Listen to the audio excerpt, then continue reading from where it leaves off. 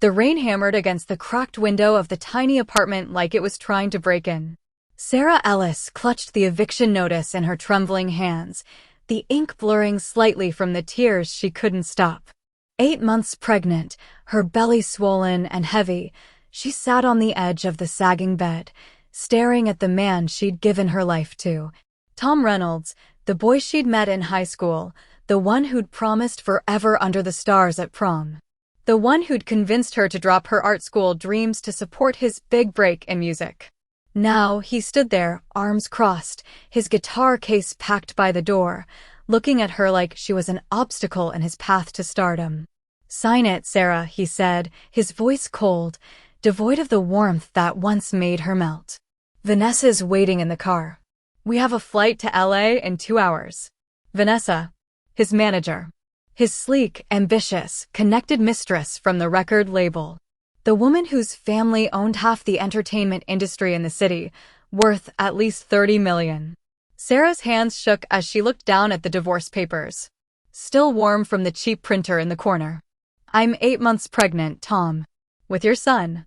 Where am I supposed to go? We have nothing. You took the last of our savings for that demo tape." He rolled his eyes, checking his phone. "That's your problem now. Vanessa says I need a fresh start. No baggage. And let's be real, Sarah, you're holding me back. You always have. Scrubbing floors at that hotel so I could practice? That's not ambition. That's settling." The words sliced through her like glass. She'd worked double shifts, her feet blistering, her back aching, just to pay for his lessons, his equipment, his endless auditions. She'd painted in secret at night, her canvases hidden under the bed, dreams deferred for his. And now this. "I loved you," she whispered, her voice breaking. "I chose you every day. Yeah, well, I didn't ask for this kid. You decided to keep it." He shoved the pen toward her. "Sign, or I'll make sure you get nothing in court. Vanessa's lawyers are sharks." Something inside Sarah shattered. The baby kicked hard, as if protesting the cruelty. She grabbed the pen, her hand moving like it belonged to someone else. She signed, each loop of her name feeling like a wound. Tom snatched the papers, smirking. "Good girl. Be out by tomorrow. Vanessa's got a condo lined up for me." "Tomorrow?" "Tom, I have nowhere. There's a shelter on Elm Street. They take strays like you." He grabbed his guitar and walked out, the door slamming like a final nail in her coffin. No goodbye. No glance at her belly. Just gone. Sarah sat there, the silence deafening. The rain mocked her, pounding relentlessly. She placed both hands on her stomach, feeling the life inside her stir. "It's okay, little one," she lied through sobs. "We'll be okay." But she didn't believe it. Everything she owned fit into one duffel bag: faded clothes, a sketchbook with half-finished drawings, a locket from her grandmother, the only family she'd ever known, gone now for years. The shelter on Elm Street reeked of bleach and despair. The intake worker, a weary woman named Maria, handed her a thin blanket. "Bed 12. 30 days max, get on your feet quick, hon, we got a wait list." Sarah nodded numbly, curling up on the cot, listening to the coughs and cries from other rooms. Her baby was restless, kicking fiercely. "I'm sorry," she whispered. "I failed you before you even arrived." Sleep evaded her, her mind replaying every sacrifice, every excuse she'd made for Tom. How had she been so blind? Unbeknownst to her, 1,500 miles away in New York, a man named Victor Harlan had just passed away. A reclusive billionaire, founder of Harlan Tech, an empire worth $4.8 billion in AI and software. A father who'd spent 32 years searching for the son he'd lost in a bitter custody battle. No, not a son, a daughter. Victor had transitioned in secret years ago, but the pain of losing his child remained. He'd finally found her. And in his will, he'd left it all to the struggling pregnant woman in the shelter. But Tom didn't know that. He was too busy planning his new life, his big break with Vanessa. He didn't know that in 5 days, his ex-wife would crash his record label launch party. He didn't know about the investigators, the inheritance, the secrets in those files that would unravel everything. But the question wasn't if Sarah would show up. It was what she'd do when a woman who'd lost it all suddenly held the power to burn it down. What words would she unleash? What truths would she reveal? And when Tom saw his pathetic ex walk in, transformed, why would a rock star who'd never faltered suddenly crumble like his dreams were dust? Hello, friends. Before we dive deeper, a quick ask. Hit that subscribe button. This isn't just revenge, it's about realizing you were never the weak one. He was. Soft chuckle. Sarah's hand lingered on the eviction notice that night, but she forced herself to pack. The shelter's fluorescent lights buzzed overhead as she filled out welfare forms the next morning, her belly aching from the stress. The baby had been too still, worrying her. She pressed her palm against it, waiting. Finally, a flutter. Relief washed over her, mixed with guilt. A fellow resident, an older woman with scarred arms, muttered, "Kids in here? Recipe for disaster. Can't even feed yourself." Sarah ignored it, focusing on job ads. Night cleaner, dishwasher, anything that didn't require standing too long. Her phone buzzed. A text from Tom. One more form. Sign off on no alimony. Meet at the old place in 30 or I trash your junk. Her heart sank. The junk was her art supplies, hidden in the closet, her grandmother's locket, a few baby clothes she'd scrimped for. She texted back, coming. The bus ride felt eternal, her body protesting every bump. As she approached the apartment building, she spotted them, two figures in tailored suits, standing awkwardly by the entrance, holding a tablet and a folder. They looked out of place in the rundown neighborhood, like diamonds in dirt. The woman, mid-50s with sharp eyes, spotted her first. Sarah Ellis? Formerly Sarah Harlan. Sarah froze. Who are you? If this is about debts. The man, older, with a kind but firm face, stepped forward. I'm Elias Grant, attorney for the estate of Victor Harlan. This is my partner, Sophia Reyes. The name rang a faint bell, something from news headlines about tech moguls. I don't know any Harlan. You have the wrong person. Sophia pulled out a photo from her folder. It showed a distinguished man in his 60s with Sarah's nose, her curly hair. Victor Harlan was your father. Born Victoria Harlan, he transitioned 20 years ago. He searched for you since you were 2. Sarah's world spun. My father? My mom said he abandoned us. Died in a car crash when I was little. She raised me alone until she passed last year. Elias shook his head sadly. Your mother lied to protect herself. Victor, your dad, was young, 22, when he married her. It was a family arrangement. But she was controlling, abusive. When he tried to leave with you, she fled, changed your names, moved states. Victor spent millions on PIs, databases, anything to find you. Sarah leaned against the wall, her belly heavy. If he was looking, why now? He found you 8 months ago, Sophia said, her voice softening. Right after you got pregnant. He wanted to approach carefully, didn't want to scare you. He was planning a meeting next week. But, heart attack. Sudden.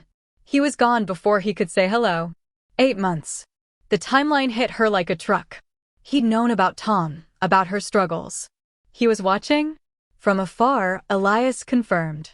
He set up scholarships you almost applied for, art grants in your name. He had photos, your high school art show, your wedding to Tom, even recent ones of you at work. He handed her a stack, images of her painting in the park as a teen, laughing with Tom early on, then more recent, her alone, hand on belly, walking to the bus. Tears blurred her vision. He cared. More than anything, Sophia whispered, eyes misty. He built Harlan Tech for you. To give you security. He left everything. The company, properties, assets, $4.8 billion total. The number was absurd, a joke. Sarah laughed bitterly. Billion? I can't even afford diapers. There's more, Elias said, pulling a bound book from his bag. His journal. 150 pages, written after finding you. He wanted you to know his story. Sarah took it, opening to the first page. My beloved daughter, if you're reading this, I failed to reach you in time. My greatest regret isn't the years lost, it's not holding you now. I was scared. Afraid you'd reject me. But know this, every line of code, every deal, was for you. She skimmed, tears falling, stories of his transition, the pain of loss, the endless search. I saw you with him, sacrificing your art for his music. It broke me. I gathered proof to protect you when he inevitably failed. What proof? Sarah asked, voice steadying. Sophia opened another file. Photos, emails, bank records. Tom's in debt $280,000 from failed demos loans. Vanessa cleared $40,000 to start the affair. She's done this. Poaches struggling artists, promises fame, marries quick, dumps with prenups that ruin them. 2 ex-husbands bankrupt. Emails from Vanessa, got another sucker. This one's got talent but no brains. His pregnant wife? Pathetic. I'll have him hooked by the launch party. Sarah's blood boiled. They mocked me. Your dad knew, Elias said. He was building a case to show you. To free you. But he died. We waited, thinking you'd leave on your own. Then we saw the shelter. Sarah glanced back at the building, the eviction fresh. He's launching his album in 5 days. At the Eclipse venue. Vanessa's family owns it, or so she brags. Elias and Sophia exchanged glances. Sophia smiled sharply. Not anymore. Victor bought it last year. Part of his portfolio. You own it now, Sarah. Along with 12 properties, including the label's studio lease. The power sunk in. Sarah, in her worn dress, duffel at her feet, suddenly the landlord of her ex's dreams. I own where they're celebrating? You own their world, Sophia said. And we can help crash it. Sarah touched her belly, the baby kicking in agreement. Give me 5 days. To read this journal. To grieve the dad I never knew. To plan. We'll be there, Elias promised. With security, files, everything. As they drove her to Victor's, now her, penthouse overlooking the city, Sarah read more. I transitioned to live my truth, but losing you was my deepest wound. I built this empire so you'd never depend on anyone unworthy. Choose yourself, Sarah. That's my legacy. In the luxurious space, surrounded by art that mirrored her style, Sarah cried for lost time, for betrayal, for the father who'd loved silently. 5 days to transform. Then, the launch party would become her stage. The Eclipse venue pulsed with lights and music, celebrities mingling, champagne flowing. Tom stood center stage, guitar in hand, Vanessa on his arm in a glittering gown. He looked triumphant, ready for his big break. The crowd cheered as he strummed the first chord. Then the doors opened. Sarah entered, in emerald velvet hugging her belly, Victor's diamond watch on her wrist, a piece worth more than Vanessa's entire outfit. Elias and Sophia flanked her, security behind, a tech expert with a projector. The music stopped. Tom's face drained of color. Sarah? What the? You invited me, she said calmly, voice amplified by the mic Sophia handed her. Or Vanessa did, with a note. Come see real success. Vanessa sneered. Security. Get this trash out. I own this venue, Sarah announced. Gasps rippled. Inherited from Victor Harlan. My father. $4.8 billion estate.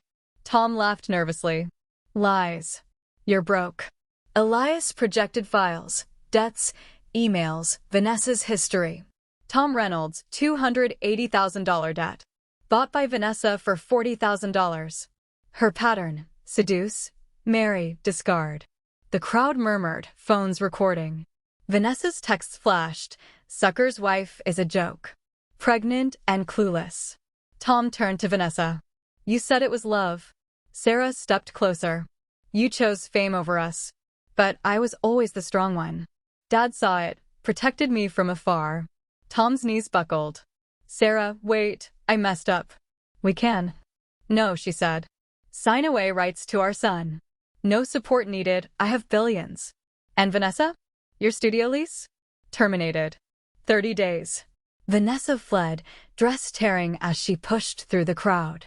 Tom collapsed on stage, dreams shattered. Sarah walked out free, her hand on her belly. We did it, Dad, she whispered.